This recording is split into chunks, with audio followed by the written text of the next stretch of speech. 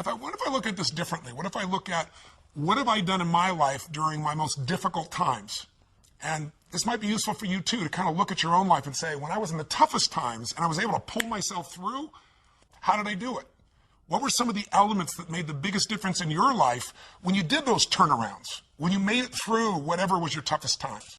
The first thing I believe you got to do to turn yourself around is really take control of your mind, or specifically, you got to feed and strengthen the mind.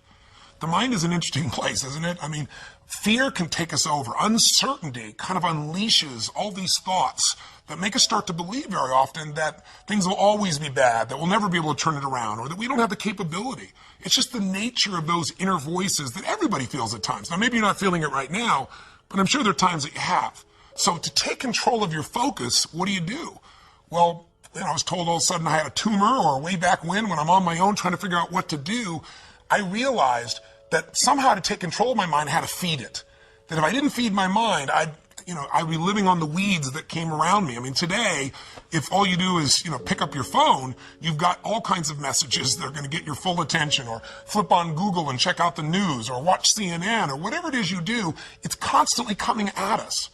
One of my first teachers, Jim Rohn, taught me something years ago. He said, Tony, every day you got to stand guard at the door of your mind.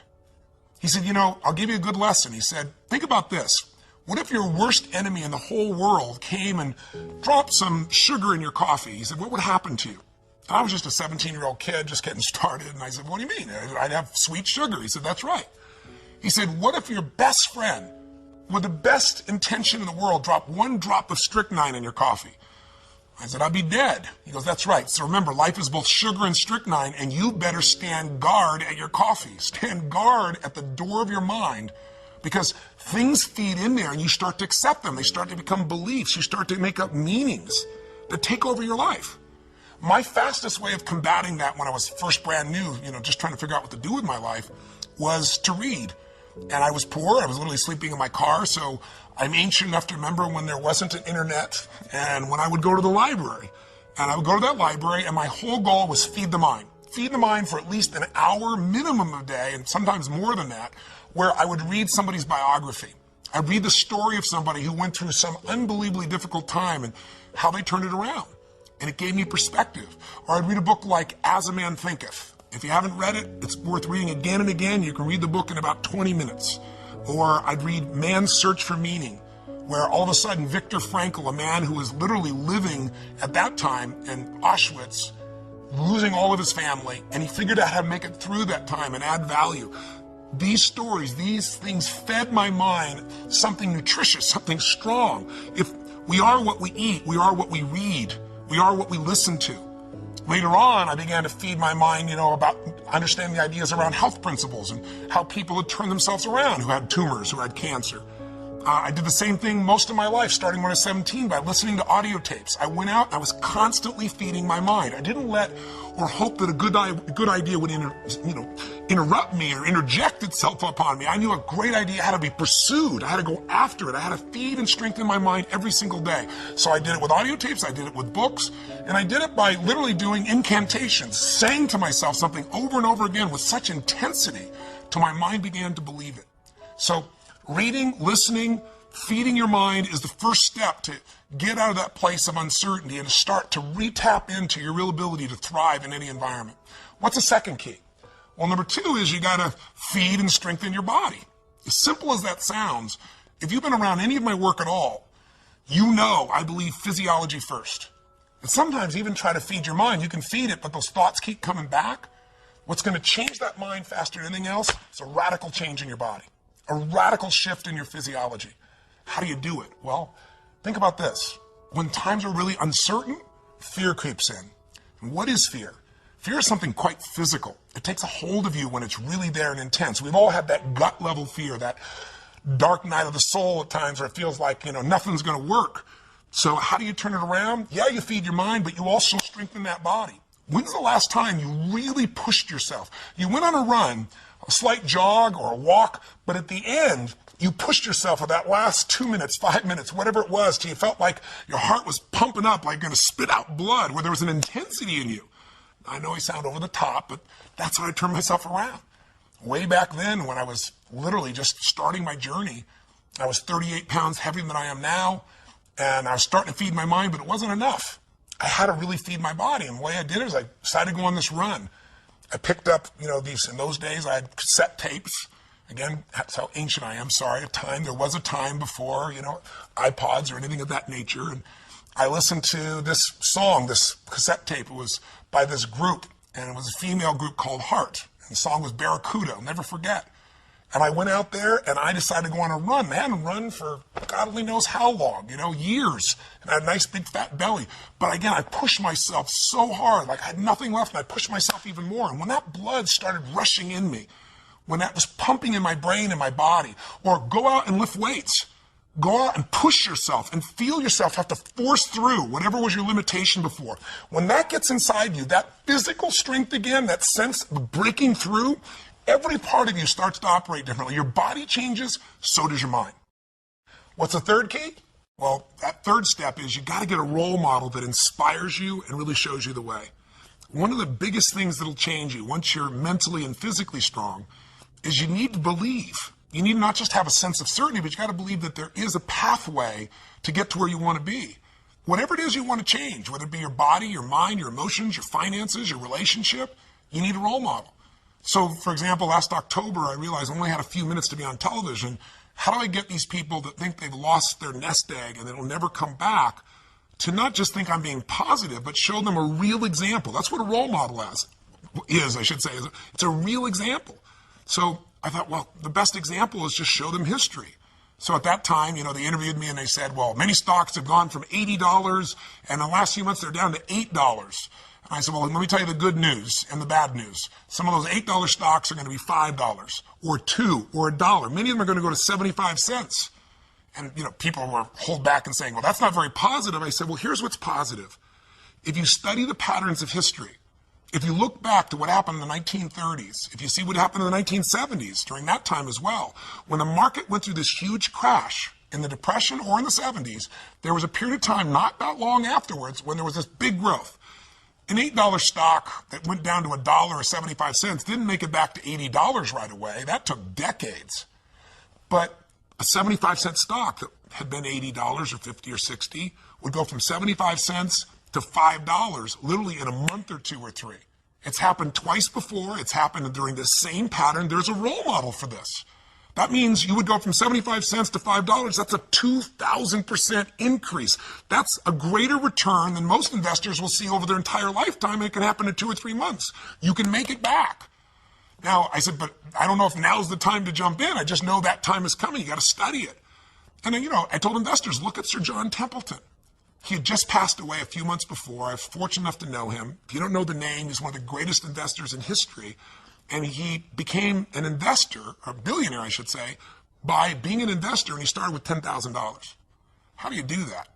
He did it because he believed you make all your money at times of maximum pessimism. That was his role model. In 1939, the Depression is going on.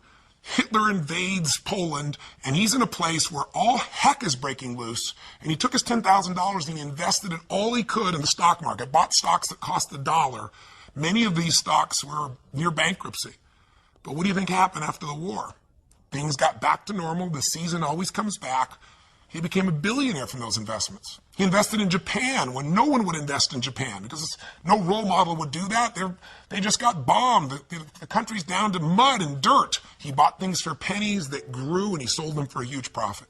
If you're looking to make your business successful today and you're trying to think, how do I do this in this tight economy? Look around at role models. Who around you is still doing well? There are people. You just got to find them. Look at Zappos. Zappos is a company that only a few years ago was sitting around in a garage, and in this economy, they're thriving, selling shoes. They're going to do $1 billion this year. Or better yet, if you're just feeling like you lost your job, you've lost your home, you've lost your income, your nest egg, or you're facing just unbelievable challenge, then look at somebody like a Nick V. If you don't know who I'm talking about, go to my blog and watch a video of him. I'm shortening his name. It's very hard to pronounce his name. I'll be respectful, but I've got his whole story there. You can watch it. Here's a guy that was born with no arms and no legs. I mean, literally, he can't dress himself, can't move, can't feed himself. He wanted to die. He was totally depressed. And in one day, he he figured out a different way of looking at life. He somehow began to strengthen his mind and body, and he got a different role model of what was possible inside of himself. And now he inspires people all over the world. Little kids who think they have a big problem, adults who think they have a big problem, meet him and go, how does he even make a phone call? And you'll see him do it. He's got this one little web foot. Please go see it. You'll be inspired. We all need contrast sometimes. Not only role models of how to get it done and be successful, but role models of how to deal with our problems and our challenges. So get a role model that'll inspire you and show you the way. And the fourth key now is you've got to get a proven plan, and you got to take massive action. Don't even worry about a proven plan. There are lots of role models. Hopefully they'll prove it to you, but get a plan. Do something. I tell people all the time, you got to remember the power of massive action.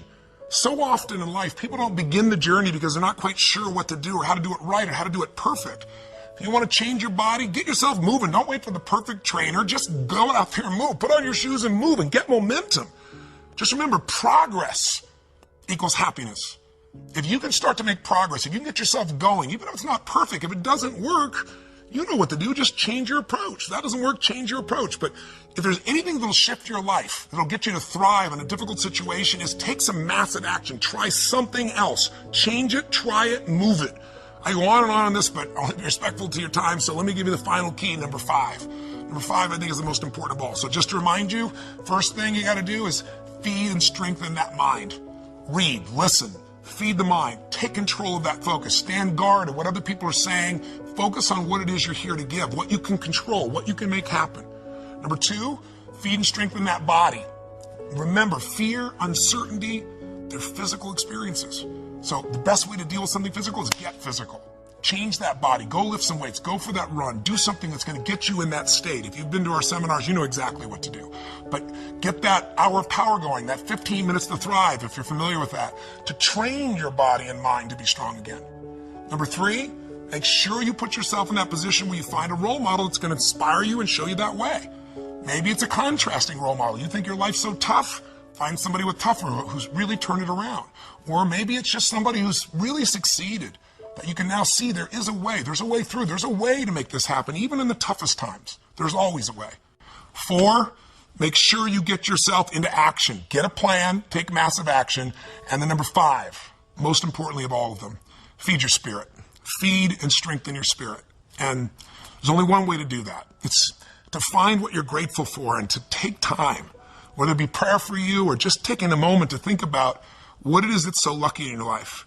There's a rejuvenation in our spirit when we stop taking things for granted. And when, most importantly, what feeds your spirit is to give, to find a way to do something for someone else who's worse off than you are.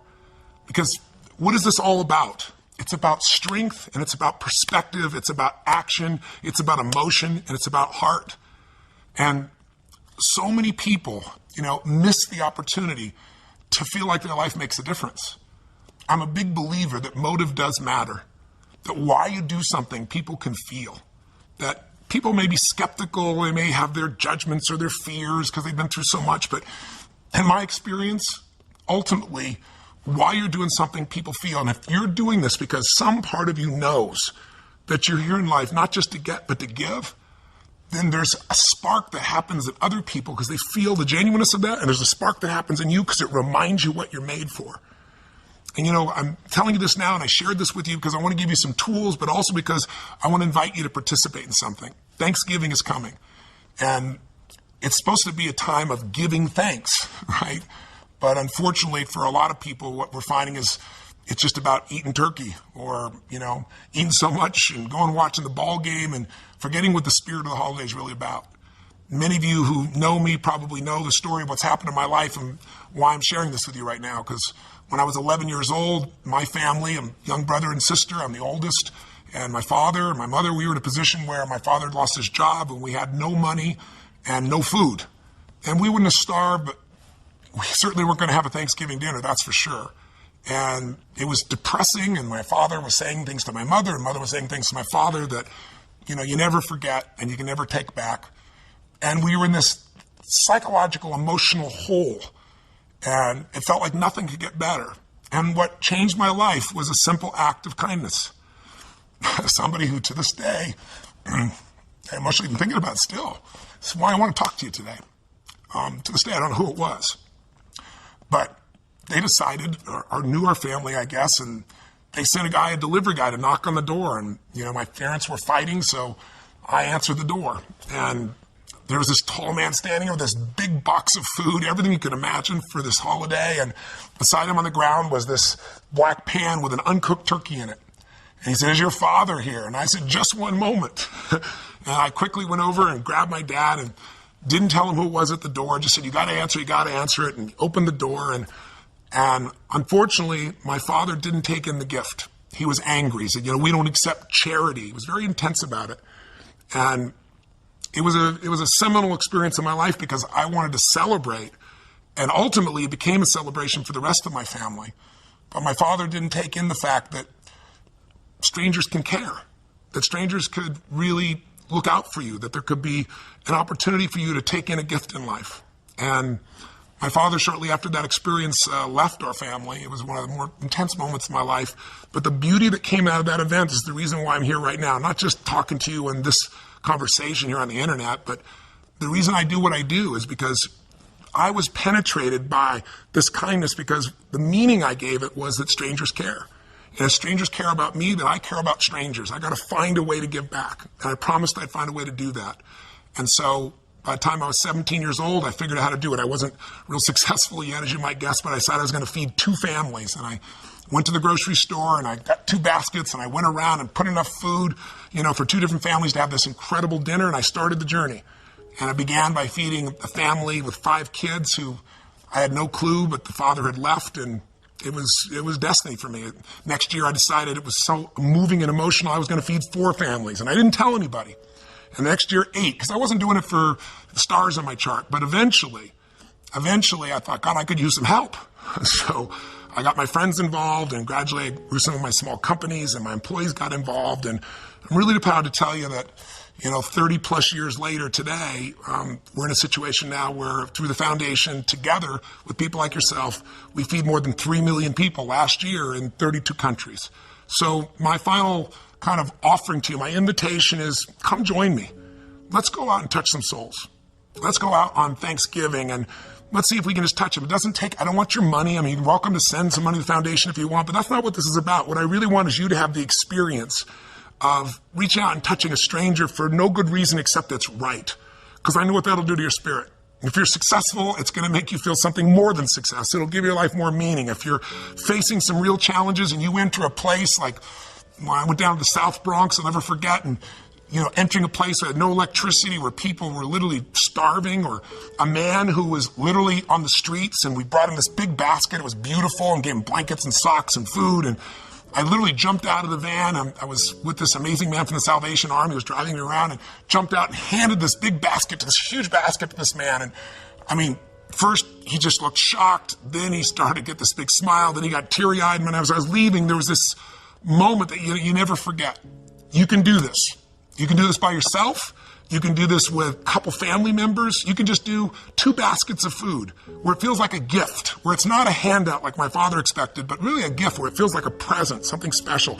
And if all you do is go to AnthonyRobbinsFoundation.org, AnthonyRobbinsFoundation.org, you can put yourself in there and say, I'd like to be a coordinator for a basket brigade, even if it's just you, and they'll send you a little booklet how to do it. We have a little book called Notes for a Friend, which is this tiny little book I wrote that shows somebody how to turn their life around. You can give that, or you can just give food. Or you could do this with your family. You could do this with your company and get that spirit back inside your company with the employees. And you do it really easily, or all over the country and all over the world. We have large basket brigades where people come together, and you could join a group that's going to do this. So this is my invitation. I sent this video to you to hopefully, during the holidays, hopefully add some value to you, to remind you of what I know you know. You can thrive no matter what the obstacle, no matter what the economy, no matter what the challenge. The fundamentals are really basic, and you can take back control of your life. And if you're doing well, it's to say to you, man, you and I, if we're doing well, we have responsibility to give something back. Not only responsibility, but an opportunity. So thanks for listening for so long. I hope this has been helpful for you. Sorry I'm emotional, but it doesn't matter how many decades I've been a part of this. There are people out there suffering, people out there that you could touch. And I'm one of those people that got touched. I'm here because of it. And I think I've been able to help lots of people in my life because of those challenges and because of someone caring. And I know you care too, or you still wouldn't be watching this crazy video. So thank you for watching, and please go to AnthonyRobbinsFoundation.org and join me in the Basket Brigade, or do something to make this Thanksgiving different or more meaningful. And I hope this has been helpful to you in your life in some way. And again, I appreciate your time, and I look forward to hopefully our paths crossing again sometime soon. Till then, live strong, live with passion, and God bless you.